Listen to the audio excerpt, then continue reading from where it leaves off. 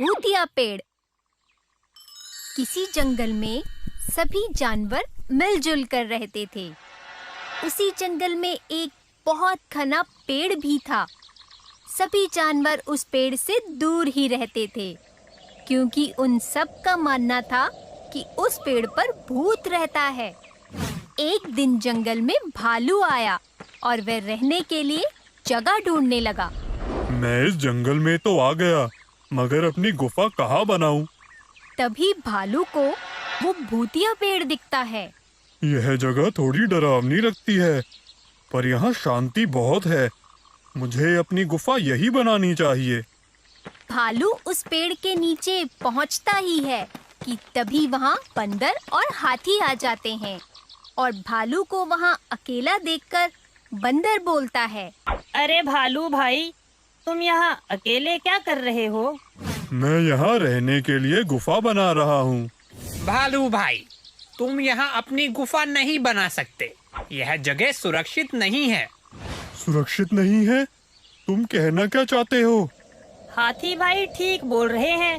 इस पेड़ पर तो भूत रहता है। तुम मेरे घर के नीचे अपनी गुफा बना लो, वहाँ तुम्हें कोई परेशानी नहीं होगी।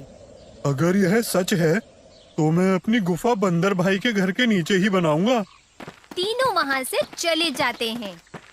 भालू अपनी गुफा ठीक उसी पेड़ के नीचे बनाता है जिस पेड़ पर बंदर रहता था। भालू निश्चिंत होकर वहाँ रहने लगता है। एक दिन भालू जंगल में घूमने के लिए निकलता है। घूमते घूमते वो उसी पेड़ के नीचे जा पहुँचता है। अगर इस पेड़ पर भूत रहता है तो वह मुझे इतने दिन से दिखाई क्यों नहीं दिया? मुझे लगता है यहाँ जरूर कुछ गड़बड़ है। भालू के ऐसा कहते ही पेड़ के ऊपर से आवाज आती है, तुम यहाँ आ तो गए हो, लेकिन जा नहीं पाओगे। मैं तुम्हें खा जाऊंगा। कौन है यहाँ? मैं इस पेड़ पर रहने वाला भूत हूँ। भालू डर कर वहाँ से भाग जाता है। भूत भूत, भागो भागो। अपनी गुफा में पहुंचकर भालू बंदर को बुलाता है। अरे भाई, क्या हुआ? क्यों चिल्ला रहे हो? बंदर भाई, मैंने अभी भूत देखा, वही उस पेड़ के नीचे। क्या भूत? मैंने तुम्हें वहाँ अकेले जाने से मना किया था। तुम अभी इस जंगल में नए हो और वो भूत तो बहुत खतरनाक है। उसने पहले भी कई जानवरों को नुकसान पहुँचाया है। मुझे तुम्हारी बात मान लेनी चाहिए थी। आज के बाद मैं कभी भी वहाँ अकेला नहीं जाऊंगा। भालू अब उस पेड़ के पास कभी अकेला नहीं जाता था। एक दिन भालू को जंगल में एक गोरिल्ला दिखता है। लगता है यह गोरिल्ला जंगल में नया आया है, वरना आज से पहले तो मैंने इसे कभी नहीं देखा। भालू उसके पीछे चल पड़ता है। कुछ दूर जाने के बाद भालू देखता है कि गोरिल्ला उसी पेड़ पर चढ़ जाता है जिस पेड़ पर भूत रहता है। यह देखकर भालू बंदर के पास जाता है। बंदर भाई, मैंने अभी अभी ये गोरिल्ले को भूत वाले पेड़ पर चढ़ते हुए देखा। शायद वह इस जंगल में नया है। पर गोरिल्ला को तो उसकी दुष्टता के कारण काफी समय पहले इस जंगल से निकाल दिया गया था। तो फिर वो जंगल में क्या कर रहा है और उस भूत वाले पेड़ पर क्यों चढ़ गया? क्या वो नहीं जानता कि उस पेड़ पर भूत रहता है? बंदर सोच में पड़ जाता है। वह समझ जाता है कि पेड़ के भूत के पीछे कोई गहरा राज छुपा है।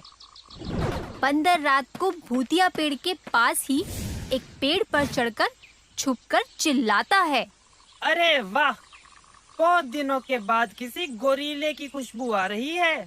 आज तो पेट भर कर खाऊंगा और यह गोरिल्ला तो मुझे देख भी नहीं सकता, क्योंकि मैं तो भूत हूँ। गोरिल्ला ये सब सुनकर डर जाता है। वह सभी जंगल के जानवरों को इकट्ठा करता है। फिर वह उन्हें सारी बात बताता है। बंदर अभी भी उसी तरह से चिल्ला रहा होता है, आज तो मैं गोरिल्ले का मांस खाकर ही पेट भरूंगा। पर भूत तो इस पेड़ पर रहता था, फिर आवाज उस पेड़ से कैसे आ रही है? महाराज, पेड़ पर कोई भूत नहीं रहता। आपने मुझे जंगल से निकाल दिया था। इसलिए मैं इस पेड़ पर आप सबसे छुपकर रहता था। सभी जानवरों को मैंने ही भूत बनकर डराया था, जिससे कोई मुझे देख ना सके। लेकिन अब यहाँ सचमुच का भूत आ गया है।